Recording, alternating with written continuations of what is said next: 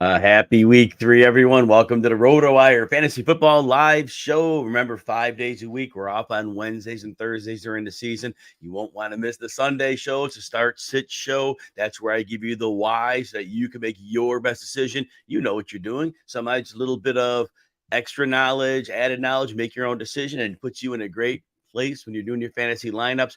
Remember, if you can consider giving me a follow at Jim Coventry NFL, I do actionable player threads every week. Been doing player props. I'm also putting the link to the props that I'm playing in there. So far on the season, we're 11-7 on the props, and 3 of those props were impacted by in-game injuries, which, again, you lose, but process-wise, so far, so good. I mean, things turn around. This is tough, but we try to find an edge where we can.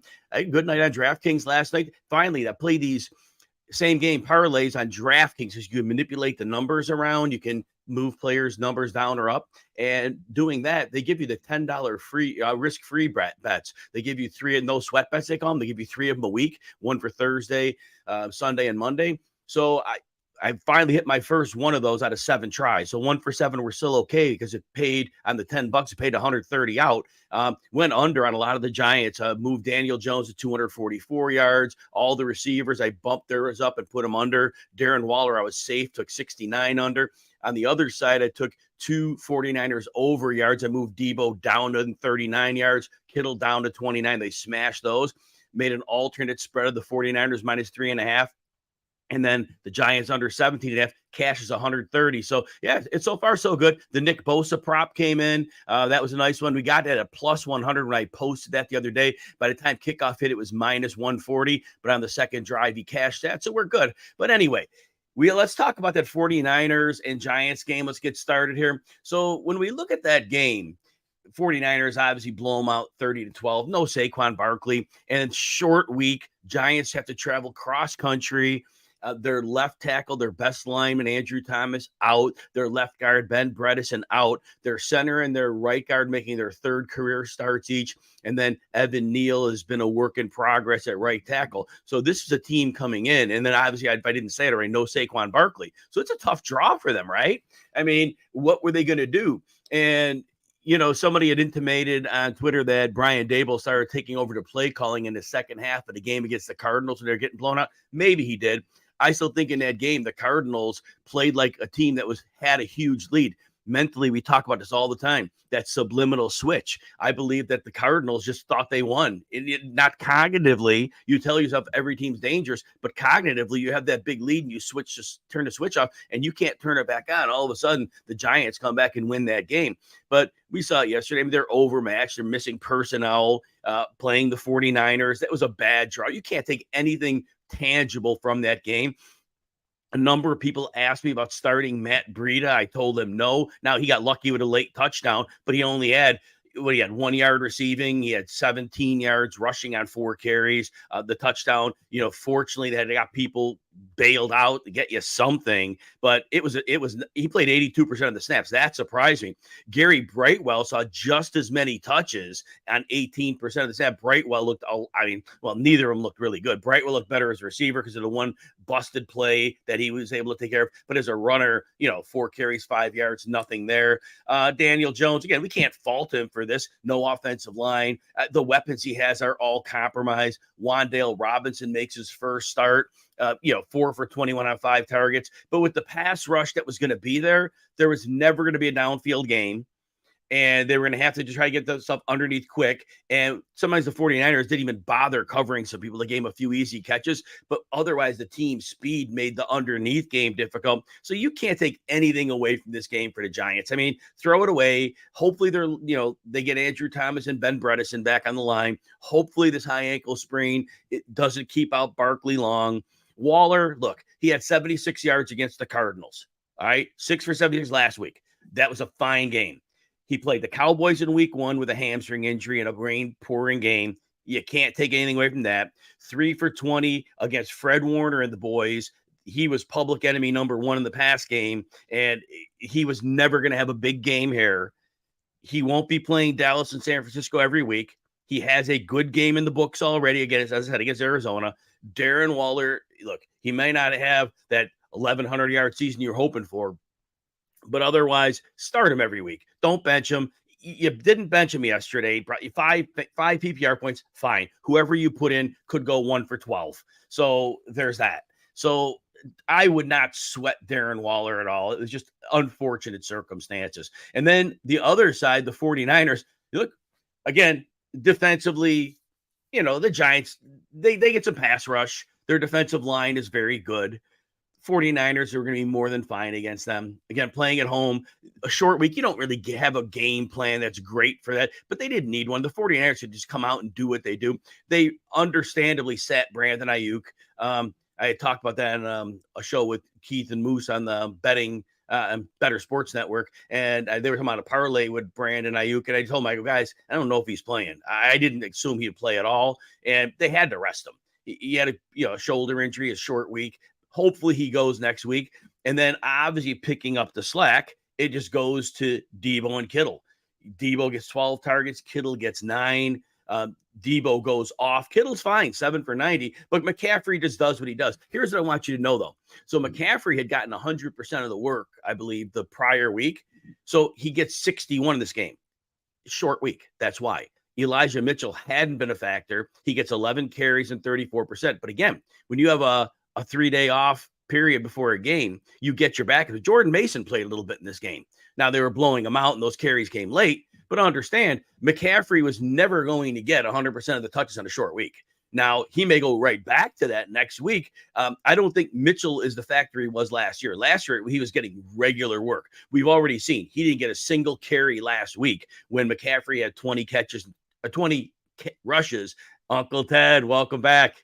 And so McCaffrey has 20 carries and 3 targets last week, and he still is close this week, 18 carries and 5. But again, the volume, they ran like 80 plays in this game. So 83 to be exact. So there's a ton of volume, short week. Brock Purdy did fine. But he's still missing throws. You saw it when you watched the game. A lot of throws are behind the receivers. Kittle and one was way out in front. Kittle actually had to play defender and spike one that would have been an interception. He didn't hustle that down. Debo had a couple behind him. But there are so many opportunities in this offense that Purdy doesn't have to be perfect. As long as those balls don't get intercepted, which at some point they're going to. But for the most part, his weapons are so good and they're so open. Purdy will be fine. And 310 yards and 2 touchdowns. If you started him, you're real happy with that. Most weeks you're expecting about 250, 260. You're hoping for the 2 touchdowns because they're so often in the end zone. So, yeah, Purdy's a real nice floor play. I started him over Deshaun Watson in one of my leagues this week, and I was very happy with that. Now, Watson could do well, but, I just thought Purdy was a kind of a safe play. So, all right, that's it for that game. If you're enjoying the show, please consider hitting the like and subscribe button. If you're on RotoWire YouTube, Uncle Ted loves his Rashod Johnson. It's going to be interesting because I tell you what, the Jaguars. The Jaguars, they dropped some touchdown passes, but the Chiefs, they looked really good on defense last week. They look fast. Their secondary is excellent, and Chris Jones is making a real difference. So, yeah, we'll see what happens. Brian, welcome in. Appreciate you here. Yes, and thank you for hitting the like button. I always appreciate that a ton. So, all right. So let's look at the players. We got Adam Thompson coming in at the bottom of the hour. Going to be fun talking some NFL. I have 2 great gambling experts. Friday, we have Adam every week. Saturdays, we have John Ryan. You're going to get some great gambling ideas here. And Uncle Ted, yeah, the Bears do have a big game for them. We'll see if they, hopefully Justin Fields was right. I think the coaching staff is making him do too much. They need to just let him be himself, and I'd love to see him go off in this game. We'll see what happens. I'm excited to see it. Because look, he's got players. He's got DJ Moore. It looks like Darnell Mooney will be fine. I want to see that passing game get going. And if the Chiefs take him lightly, and again, if it was the coaches and Justin Fields just does his own thing, that's a positive. All right. Remember, like I told you, if you want actionable threads for player props, give me a follow at Jim Coventry NFL on the X, Twitter, and set you up with those. Now, let's talk some player trends. So, Jamar Chase, as a player, we're not worried about him. We know he's a superstar. We know he's one of the very, very best players in the game. No question there. Target share has been fine, 8 and 9 in the 2 weeks. Plays almost every snap. But the Joe Burrow injury is a real problem. I mean, Chase, 5 for 31 last week. 5 for 39 in the opener. And I know the opener, it was weather. I get that. And, well, Burrow's not right. And he's not sending the ball downfield. So not that Chase is living on bombs since the too high shells have been played against him. A lot of that's been underneath, but the offense isn't working right now. Now you're starting Chase every week and you're hoping that it gets figured out, but it looks like there's a good chance that Burrow doesn't play, and drop off to the back off is going to be massive. Now the hope is they just pound screens, quick passes and screens, just ratchet up the attempts, and hopefully Chase breaks something. But you can't sit him. I mean, at DFS, you're not going to play him, if there's no Burrow, and that's a 1-game slate anywhere, 2 games, it's a Monday night. So, but right now, yeah, I mean, certainly we're not getting what we paid for Jamar Chase in drafts. We need Burrow to be healthy, really, for that to happen, because the fall off a quarterback's massive, and Chase hasn't done it yet. But again, don't leave him out of your fantasy lineups. Like I said, even if the 8 points a game he's getting right now, 8 points a game, he could break a play anytime. You'll kick yourself if Jamar Chase goes off on your bench. Don't do it. Don't consider it. You let your superstars play. It gets figured out. Rashod Bateman, not looking good for him. 39% of the snaps week 1. Now, that bumped up last week to 59. Now, Odell Beckham had an ankle thing. That might have had something to do with it. But in each game, 3 catches, 35 and 18 yards. Right now, doesn't look good right now. Yeah, so right now I'm a little bit worried. Uncle Ted, Hurts and Brown sack. We talk about that game against the Buccaneers on Monday. They're going to blitz a lot, and that's going to be good. So what's going to happen is the line should hold. There's going to be downfield opportunities there. So it is a potential game for A.J. Brown. Now, I'm in Carlton Davis, who missed last week, and Jamel Dean, they don't worry me against A.J. Brown at all. And if they're blitzing, they're going to be on an island. And so I think so. Charlene, welcome back. Happy Friday. So, yeah, so I do like Hurts and Brown, A.J. Brown, to have a good bounce back this week against that Tampa Bay defense. Javonte Williams, a little bit worried about him too. He's a good player. We know that. But he's still like he was under the old regime in a strict timeshare, 45% of the snaps each game, 12 or 13 carries, not doing much with the screen game. I talked about this. And, somebody actually, so I said, Russell Wilson is not a good screen game quarterback. And I know I done a social media video, and somebody said, well, what do you mean? Any quarterback can throw a screen pass. No, a proper screen pass is nuanced. It's a pass that is timed. It leads the receiver directly into space. It's part of play design. The dump off is completely different. The dump off is an uncalled play. It's a play, usually a breakdown of protection. And so that's a little bit different. But when we're talking about Javonte and Russell Wilson has never been a good screen quarterback. He could dump it off, yes, but he's not going to get you that ball. The Sean Payton offense, when we remember it, Drew Brees was throwing like perfectly placed darts to Alvin Kamara, getting it to his hand, immediately full speed into space, 20 yards later, move the chains, and here we go. Well, Javonte Williams, 2 for 14. He had 4 catches for 5 yards. So altogether, he got 7 catches for 19 yards. Yeah, it's not really helping. PPR gives you a little bit. And then he's just like he was the rest of his career. Breaks tackles, but somehow it's just 4 yards a carry. It's been 13 for 52. 12 for 44. And so he's a floor play. Now, PPR, again, he gets you a couple points, but we're not looking at 10 points here. So that's it. We're looking at less than 10 points a game right now. I'll have a game or some with more, but I'm not really trusting the offense right now. And I do believe the offense is limited because of Russell Wilson, and believe that Sean Payton really has to play around his quarterback. And so that's really going to hold a lot of the players back, very unfortunately. Don't think there's an answer. Uncle Ted likes Jake Ferguson against Arizona. Jake Ferguson had a second touchdown pass thrown his way that Dak missed him, overthrew a little bit. And I know that, I don't remember Hendershot or Schoonmaker scored the other touchdown. They had a tight end touchdown as well. But yeah, Ferguson could have had 2 touchdowns in that game. And, but yeah, this is a week where you could continue because Dak loves the middle of the field. We hyped Ferguson all preseason. If you weren't going for an elite tight end, you wanted somebody late. Ferguson he's seeing work. He's seeing red zone work. He's going to be a factor there. Dameon Pierce, short-term worry, long-term don't. So they have 3 linemen on IR.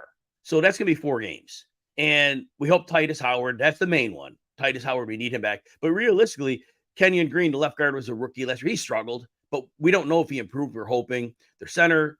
Now, the other one last week, though, he was without a fourth lineman when Laramie Tunsil was out. So Pierce was really behind a stacked deck. So he goes 2 yards a carry, 15 for 31. Yeah, it didn't work. 2 catches for 4 yards. Now, yeah, so for PPR, that's only like 5 points. It doesn't do you any good. Week 1, it was just a little, it was like 7 points. So not much there. So right now, look, if you've got to start him, you're going to get a floor. He's getting you touches. He's only playing 45% of the snaps. That's not optimal, but he's getting touches when he's on the field. So there's that. And I do think, though, when they start getting linemen healthier, he's going to be fine. And the defense is starting to see that C.J. Stroud can play. So that's going to open things up for Pierce a little bit as well. Pierce is a really good runner. He's in a really bad situation. But again, that line should be healthy, hopefully week 5, and he'd be in much better shape at that point. DJ Moore. So 2 targets in week 1. They came really early. And really, a lot of his production came early last week, too. They did get him back involved later. 7 targets, he goes over 100 yards. But it looks good. And if, like I said, if Justin Fields is going to say basically shake off the coaching staff and say, look, I'm just doing my thing. Because we saw it. Fields had guys wide open in front of him and didn't throw the ball. There's something the coaches are telling him, look for this, look for that, look for that. And you could tell he's over-processing. Let the kid play quarterback, right? And I think Fields is basically saying on his own, no. He knows it's his career. He knows that this is a lot of money long-term to him. So he's going to play. He's going to get DJ Moore the ball. And, Kansas City's a great defense. They are. They don't, besides Chris Jones, the outside corners, L'Jarius Sneed and Trent McDuffie, they're very good. But the whole scheme together, they play well. They play fast and loose. Well, you're still going to do well against them as receivers because you're, especially a DJ Moore. A lot of the production that we see the Chiefs give up so far, middle of the field. They give it a lot in the middle of the field each week. And Josh Reynolds got him in week 1, but again, with a Chris Jones injury, that threw everything off. But they're vulnerable. And DJ Moore, yeah, he's on the outside, but we see a lot of his routes come inside. They're going to get him loose. And I really do think that we're going to see what we expected. We're going to see Justin Fields feed him. If DJ Moore is on somebody else's team in your fantasy league, and people might not have still been impressed by the 104 because he didn't score, reach out and see if you can get him in a trade. I really believe he's going to be unlocked in this offense because Fields has to go to him, and DJ Moore is a star. And it's just, look, Fields hasn't looked good. This is the best quarterback play he's had.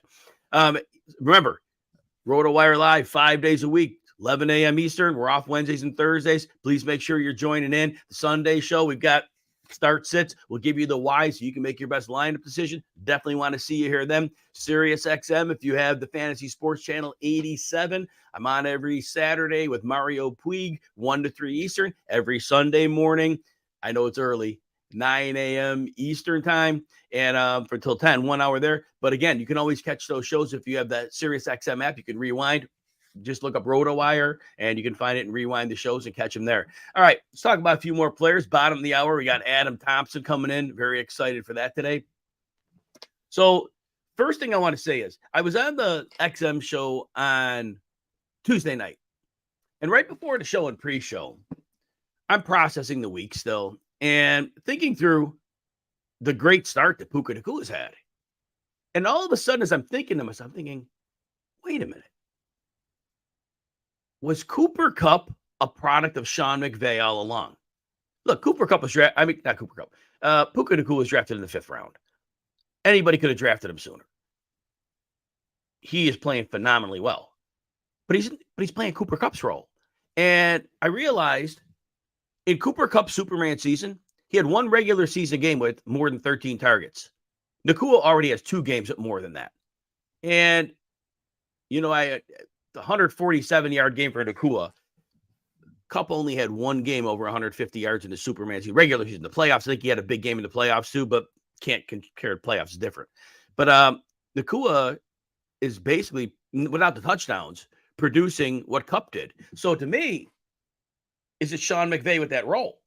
Was Cooper Kupp going to be a superstar? I don't know. And Uncle Ted brings up Matthew Stafford. Well, I get it, but Cooper Kupp didn't have the Superman season, but he was already considered a star when he was healthy. He was already considered that. And it's that role. I believe it's the role in the offense. And whoever's in that role is going to do well. And I wonder what happens when we get the time when Kupp comes back. So I don't know if Nacua can play outside of that role. Maybe he can.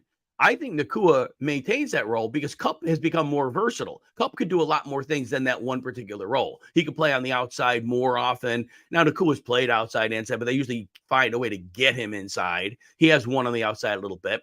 But Kupp is more he's more rounded as a player because of his experience, right? So I think Nacua he's not going to see 15 targets a game. Remember, think about this. Nobody sees that target volume. Kupp didn't see that volume in the Superman season. So that volume will come down. And obviously, if Kupp's back, Kupp's going to get targets as well. And remember the other thing with Matthew Stafford.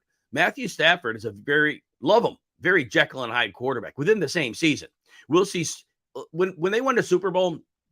I was on the VSiN show in week 18, and they asked me who's going to win the Super Bowl. Who's going Super Bowl? I said, well, one of the teams I predicted was the Rams. I go, right now, they're playing really poor at the end of that season. And I go, but we've seen Matthew Stafford go on a 3-game bender before. He's going to go on a bender here, and they're going to make it to the Super Bowl. And sure enough, he went on a bender. Matthew Stafford has huge peaks and valleys. So that is going to be something to factor in at the offense. And then Kyren Williams, fantasy, he is putting it up. And continue to start him. Volume is king in fantasy football. And he had 20 touches last week, but really more than the 20 touches, 14 carries, 10 targets. Now, the other week that was last game, no Cam Akers, 95% snap share. And it really is nobody for competition. Ronnie Rivers isn't competition. So Kyren Williams will continue to be on the field like all the time.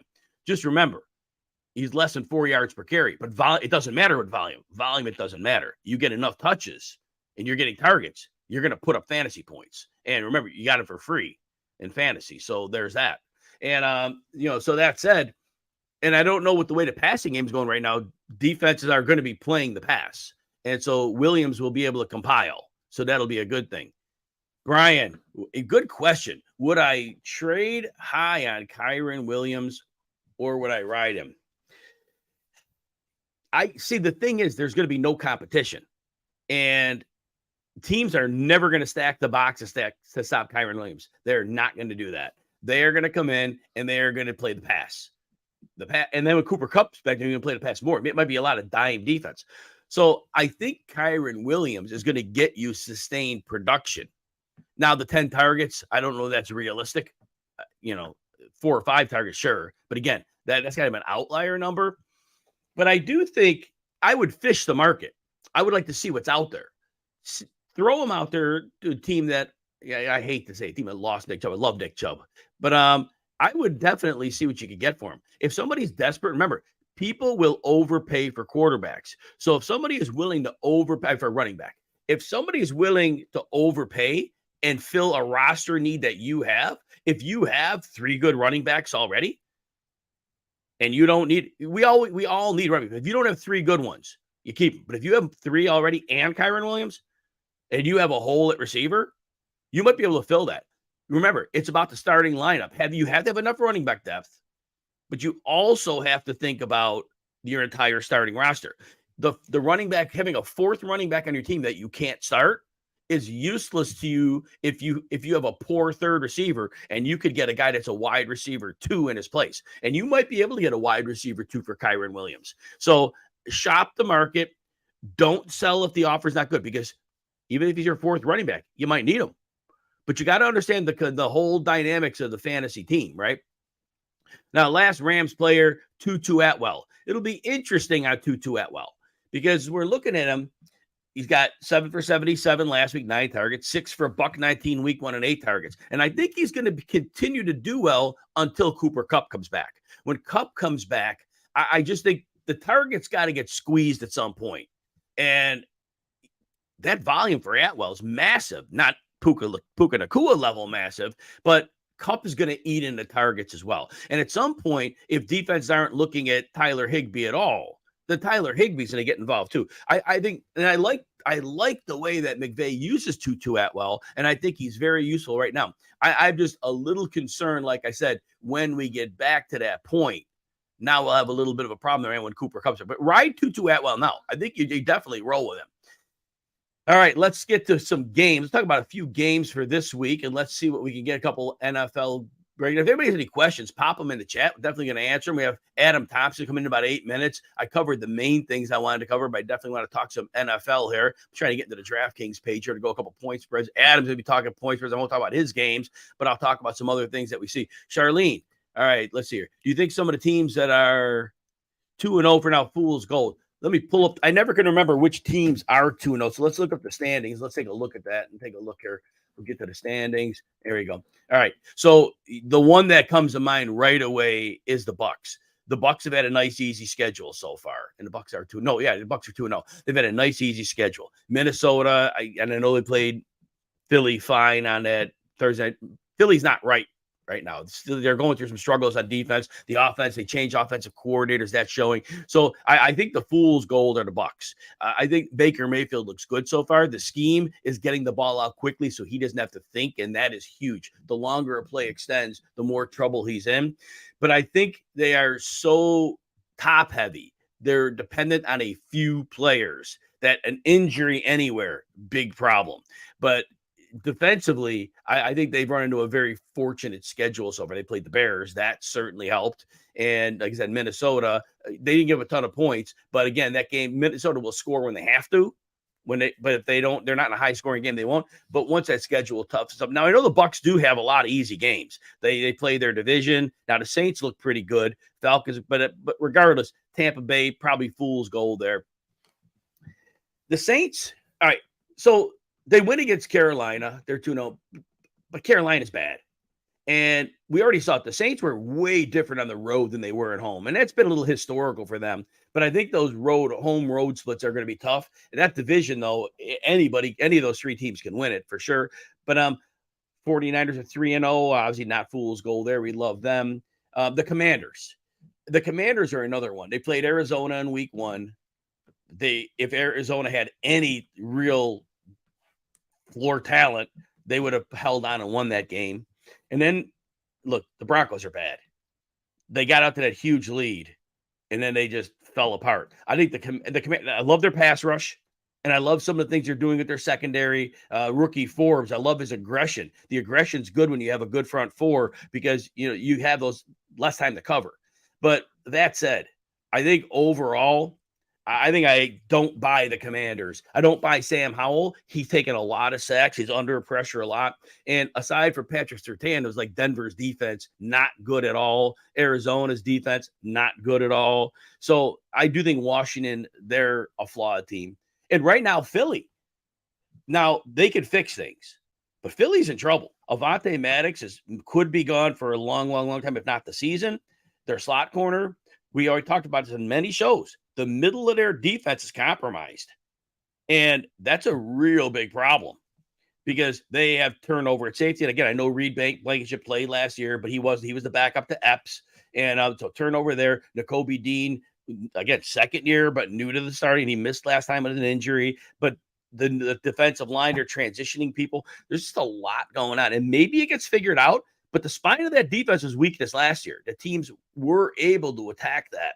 And then offensively, Brian Johnson isn't pulling the same levers that Shane Steichen was. So that's problematic. That could be a problem. And it's possible that Jalen Hurts continues to go back to being that elite quarterback.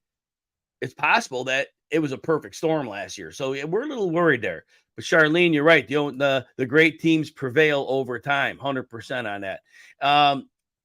Uncle Ted talks about the Falcons. I don't think the Falcons are Mirage at 2-0. I don't think so. Their defense, they brought in a lot of talent. It's an aggressive defense. They're not a superstar defense, but I think they're going to get some cohesion too over time. And if they get some cohesion, I think that they could be competitive defensively. In the offense, look, we all fantasy players don't like the offense. We don't like it because Kyle Pitts, Jonnu Smith had more yard. He like 4 catches for 40 last week, and Pitts is like sitting here rotting, right? So we don't like that. We like that Drake London got back involved. But yeah, Bijan Robinson is the real deal. He is a legit star already. You could see the wiggle when he gets the ball in his hands. He is excellent at making people miss, getting extra yardage, receiver, as a runner. He is a real deal superstar. They have a great 1-2 punch. We talked about this before. The heavy personnel they use makes them very tough to deal with because opposing defenses, they're built for today's NFL to stop the pass. There's lighter bodies because they need to be faster for the pass. Well, when you're zigzagging from what the league is doing, you have an advantage if you can take advantage of that. And Arthur Smith has proven in his track record since his days in Tennessee as the OC, he's proven that he can make this work. And with the talent he has at running back, both of them, receiver, even tight end, it works out. Uncle Ted talks about Heineke time. The thing, here's the problem. Arthur Smith requires one thing of his quarterback. Don't screw it up. Don't make mistakes. That's exactly what Heineke does. He goes YOLO. And I think that's the problem. If you needed to score a ton of points, you would want Heineke in there over Ritter. Ritter's not making mistakes, the critical mistakes. He's not making critical mistakes. And that's Arthur Smith can live with that. He knows he doesn't have a good quarterback room. He knows that. They had to throw because they were trailing last week. But his goal is play enough defense, run the ball, and run the ball some more. And occasionally we'll get an open shot and we take it. But going to Heineke would be a bad move because one or two big mistakes a game, they can't overcome that with the run game. That would be the problem. All right. We are excited to have Adam Thompson back in the house. Adam Thompson, man, how did you do last week on your bets? Did all right. Missed some egregious ones. I took the Niners minus 7.5, and they're up. They're up 10 with 4 seconds left, and the Rams, for basically no reason other than for sports betting purposes, kicked a field goal on the last play to win by 7. That hurt. You remember the losses more than the wins. Right, 100%.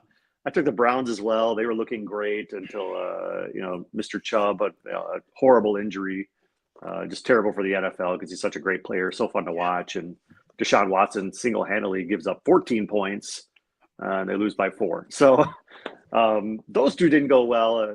Most of the other picks did go well. I took the Chiefs. I like them. They didn't look great, but their defense did. Yes, that's gonna be a tough defense going forward. They've relied so much on Mahomes over the years, and now you're seeing this defense finally kind of more than live up to its end of the bargain. It isn't fair for the league, is it? Like, oh my God, they got Mahomes. Oh my God, they can play defense too. Yeah, McDuffie and Snead are really good corners. And then when you get Jones in there up front, causing everybody else to be able to play fast, it's a dangerous concoction. Now, the Jaguars, they dropped some touchdown passes in that game, Adam. That was kind of crazy. Ridley could have had a couple, Zay Jones, but you called it. It was a great game. And with the losses, look, you're a handicapper. I do props, and things like Chubb getting hurt, you throw it out. You can't factor it in. You could never predict that, and then that stupid field goal by McVay. How frustrating was that? That was painful because I was thinking, you had this wrapped up. You figured, especially with 4 seconds left. Okay, what are they? They might as well just chuck one in the end zone. Right. And it's either a touchdown or it isn't a touchdown. And instead they bring out the field goal, and field goals are just automatic this year. There's every kicker is awesome pretty much. There's no dead weight out there anymore.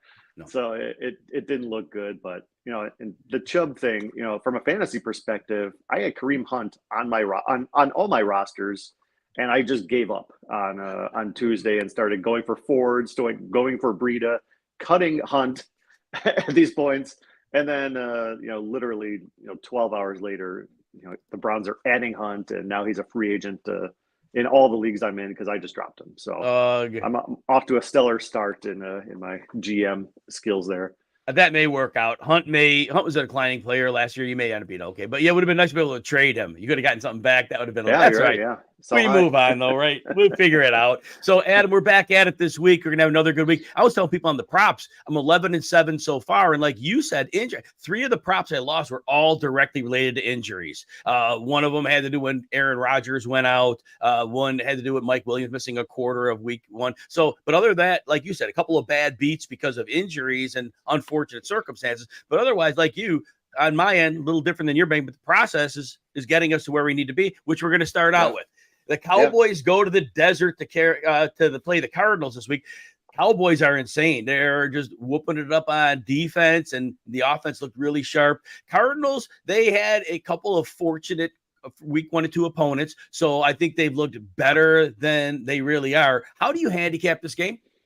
Yeah, and you can make the same argument about the Cowboys. They played the Giants and the Jets so far, Yes. so they're not exactly facing the Chiefs and or anything like that, and the Bills in the first 2 weeks. But to their credit, they've scored more points than any other team, and they've allowed fewer points than any other team. And the Arizona Cardinals are right there with the Giants and the Jets in terms of talent level. So and the Cowboys won these games by 40 and by 20. So they're just toying with this level of team. Arizona is this level of team. We saw them last week. They got off to a 20-point lead against the Giants and blew it completely at home, totally fell apart. This is the same Giants team that lost by 40 and did not score at all against the Cowboys. So I think, speaking of injuries, we lose Diggs on that defensive backfield for Dallas. Yeah. Huge blow for the long term. For the short term, at least this week, I think that it doesn't matter. In fact, the line didn't move an inch. Despite the injury to Diggs. So I think, minus 12.5 still, that's a ton of points to be giving a road team. But given what we've seen from Dallas against similar competition and given what we've seen against Arizona, facing an opponent that lost by 40 already to Dallas, I think this is a 21-point game level of a final score. So I like Dallas to cover. Adam, we see teams that we say play with their food. Dallas doesn't. Dallas has you down, and they just keep throwing haymakers at you. They're not fooling around. I think they have something to prove, and I think you're onto that. It's that killer mentality that some teams don't have. Right now, they have it, and they're gonna use the bully club, and I think you're totally on this one. I don't see the Cardinals being able to hold up to their pressure. That's going to be a real problem for them. Joshua Dobbs is really going to find out what NFL football is about this week. Love that call on that. Adam, let's go to the Packers and Saints. Saints coming off a short week. Packers had that rough beat against the Falcons in the waning moments. Packers are 1.5 favorites at home in this one. Tell us how you handicap this game. Yeah, I wasn't very excited about the Saints coming into the season. I thought they just lost a lot in free agency. They had to because they were up against the cap. They had to make moves. But to their credit, they're 2-0 here. Now they're 2-0. They've outscored their opponents 36-32 in those games. Ryan Tannehill handed them a victory in week 1, and then week 2 they played a Carolina Panthers team that is really still figuring it out, to make an understatement there. So not a ton of competition yet. We'll see who plays for the Packers. I think that's still a huge key. Aaron Jones is an absolute must if you like the Packers here. Christian Watson would be a huge addition. Obviously, I think Bakhtiari's out. Elton Jenkins is out. So that left side of the line is going to be a bit of trouble. Real quick interruption. Packers. Yeah, Bakhtiari, it's a deal where he doesn't want to play on some certain turf fields. So he should play in this one. It wasn't a new injury. Coach was pissed off about it. He kind of held his words, but Bakhtiari opted himself out of the game. So I think we're going to be okay. I just want to add that in. I think he'll be fine to play on their home field. He kind of denied that yesterday, but the proof is kind of in the pudding. So I don't know who to believe there. I hope he plays. He has not been a participant in practice. I know that. Aaron Jones is kind of trending up.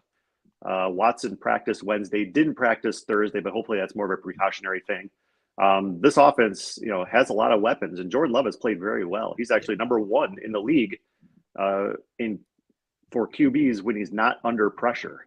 So a clean pocket, he's picking people apart, even without his weapons out there. So I like the Packers actually at home, laying just 1.5. I think that's worth the play. I think, Green Bay can be run on. That's kind of their big weakness, but the Saints are going to be without their top 2 running backs. So I think that almost negates what New Orleans' best plan of attack might have been. I think Derek Carr, he's been kind of dinking and dunking a little bit more than he should. That's not going to worry Green Bay as much as if New Orleans had a running game, which I don't think they're going to here.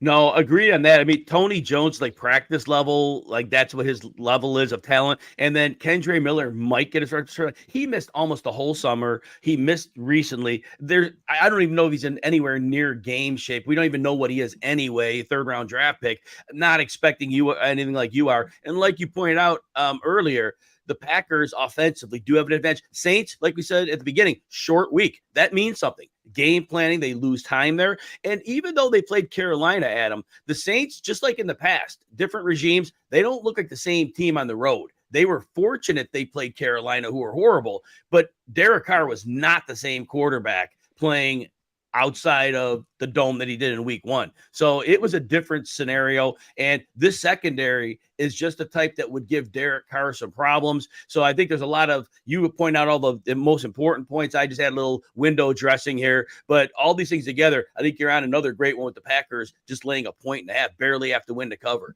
So next one is the Sunday nighter. So the Steelers, speaking of short weeks, they're on a short week. They are traveling cross country to the Raiders. But they're getting, as the last line I saw, they're getting 2.5 at the Raiders. What do you think about this game, Adam? Yeah, I like the Steelers here. In short weeks, you can't discount it, especially when you're going across the country for your short week for a prime time opponent in Vegas. But and Davante Adams is gonna. It sounds like he's trending upward. Sounds like he's probably going to play. Renfro, I think he's going to play as well. But I think the Steelers defense is the real deal. We saw them, they actually ranked number 1 in quarterback pressures and number 1 in quarterback knockdowns this season. Jimmy Garoppolo, you take this season and last season when he was with a superior Niners team, his quarterback rating under pressure is 35. Yep. That is not very good. So I think the Steelers are going to get after him. I think the Steelers are going to get after him. Conversely, Kenny Pickett, no offense has a stronger strength of schedule, I guess you could say, than the Steelers offense. They had to deal with Bosa and the Niners in week 1, then they deal with Garrett and the Browns in week 2. It doesn't get any harder than that. You talk about QB pressures, the Raiders through 2 weeks, 32nd in QB pressures. So I think this is going to open up some eyes. I think Kenny Pickett's actually going to be able to look around. Hopefully he's not too skittish after, hopefully he doesn't have any PTSD from the first 2 weeks of the season where he's running for his life almost every snap. I think he's going to find opportunities here. And I like Pittsburgh. I think they can win this game. I like the points though, to a plus 2.5. You pointed out that Steelers pressure rate, and Jimmy Garoppolo, most of his career, especially with the 49ers, they were playing heavy personnel with a good line and structured plays to get the ball out, snap. And like you're pointing out, it's a different ball game in the Raiders. Decent tackle play. The interior line is awful. And even with the tackles being good, with the pressure the Steelers bring, that's exactly what Jimmy Garoppolo can't use. And the running game, Josh Jacobs, he lost yardage last week on his carries. Negative yardage. He looks like a guy coming off a career year that didn't train. He held out. It wasn't technically a holdout because he was a franchise tag guy. Go ahead, Adam. You were going to add something there. I saw a stat somewhere that said, yards before contact. So what is your offensive line doing for you? Josh Jacobs is averaging 0.2 yards a carry before contact, rather. So he's getting, if he's getting yardage, he's driving linebackers backwards because he's getting no holes whatsoever. So against the Steelers team, I don't see that changing a ton. And if he's not doing his part, Garoppolo is really going to be in trouble. Yes, and like you're saying, right, that's the whole thing. If Jacobs isn't getting yardage, it's passing downs, pin your ears back and get after him. Jimmy, like you said, 35, you gave us that great number. I love what you said. That's not good. No, not good at all. Not good. It's going to be a problem. So, and I love what you said about Pickett. You're right. The schedule was brutal. Max Crosby certainly is a factor, but he is all they have, and that's not enough. And like you mentioned, there's going to be windows to throw. Great bounce back spot. Love that call there. Now, Dolphins playing in the Miami Heat at home against the Broncos, who are going from their skinny air. Dolphins are 6.5-point favorites. What do you think about this one? Yeah, Denver, they're 0-2. They've been outscored by 3 points. So they're not winning games, but they're not, they're competitive, obviously. But you're talking about, they lost to the Raiders by 1. That's how impressive is that? You look at, their offense has moved the ball. Some of it, was attributed to kind of junk time in that last game against Commanders. But I like Miami. I think their offense is the real deal. Jaden Waddle may or may not play. That is a factor to an extent, but they have so many other weapons. Raheem Mostert, I drafted him in every fantasy league I could find available. I thought he was going to have a great year if he stays healthy. And as of right now, he is staying healthy, and he is having a great year. And what a weapon he's become. Especially, Tua looks like what everybody hoped he was going to be. So this offense is just rolling. Denver's defense, they got lit up by Sam Howell. The Commanders had 10 drives that meant something. So like not at the end of the half, or they had 10 drives. They scored on 8 of them. They had 4 touchdowns and 4 field goals.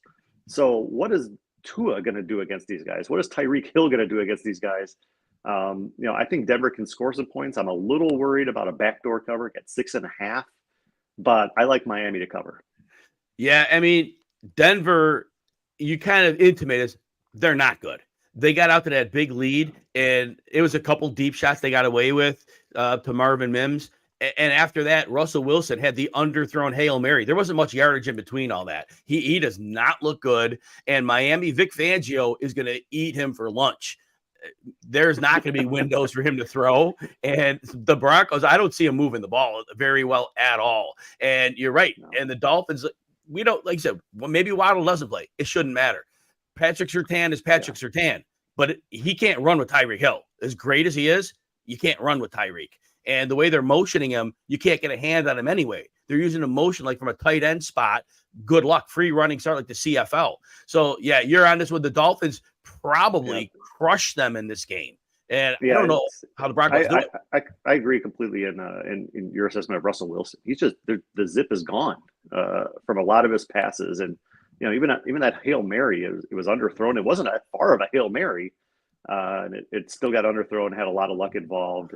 I like Jerry Jeudy, but there's just not enough there for me to worry about. And Miami has a lot of weapons on defense. They have a lot of really good players at every level. I think they take care of business here at home. And then let's do one more here. And as we do, I noticed Charlene, as I watched the Steelers use Calvin Austin, and you mentioned that you picked up Cam Akers. Real quick, Adam, Cam Akers, what I like here is Alexander Mattison. I thought he was horrible before the season. His first 2 years, he was good. And that was always a limited role. He was like 4.5 yards a carry. And then the last 2 years, he was like 3.5 yards per carry. And in that limited work, he wasn't looking good. Well, he looks even worse this year. Akers, if nothing else, he played for O'Connell. So O'Connell knows him, brings him in probably on purpose.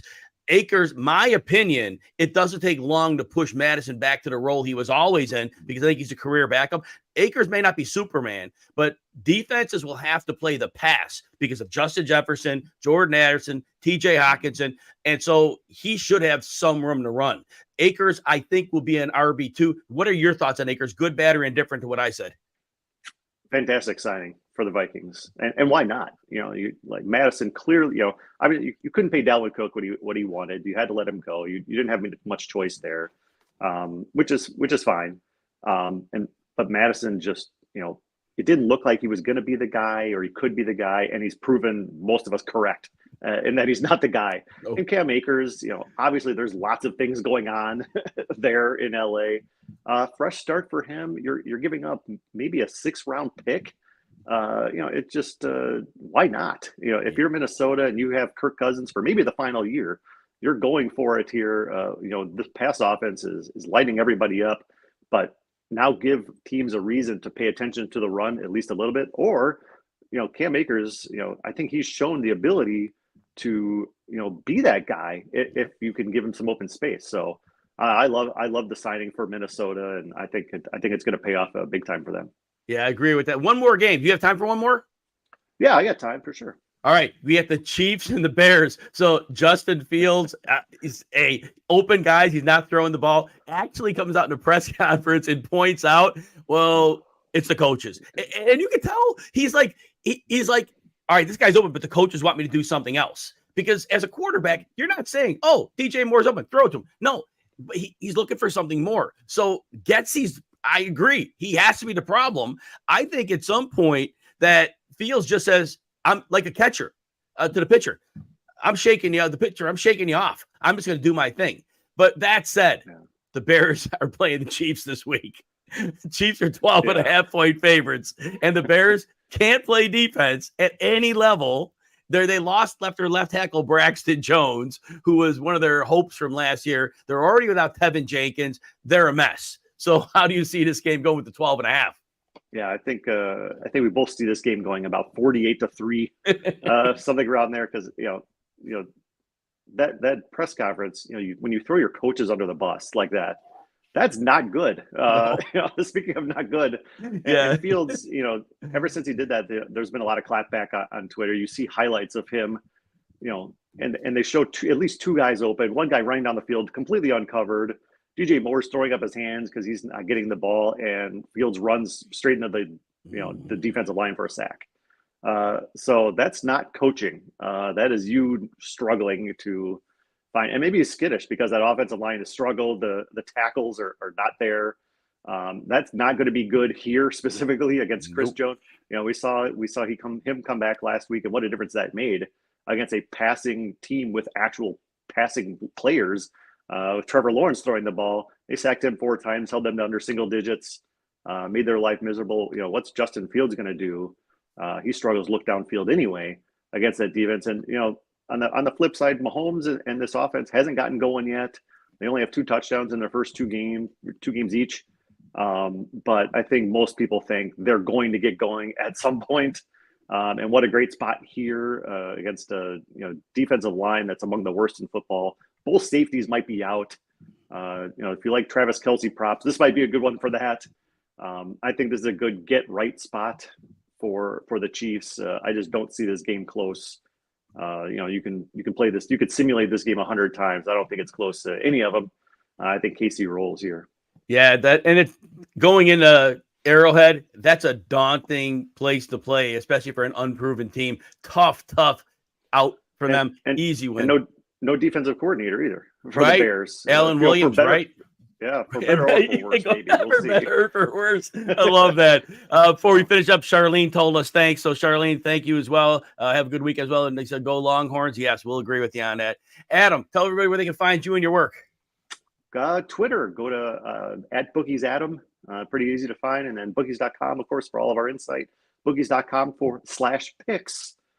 For all of our weekly picks, myself, NFL, my colleagues for college football as well, and MLB. I got 2 MLB picks up right now on the website for Friday.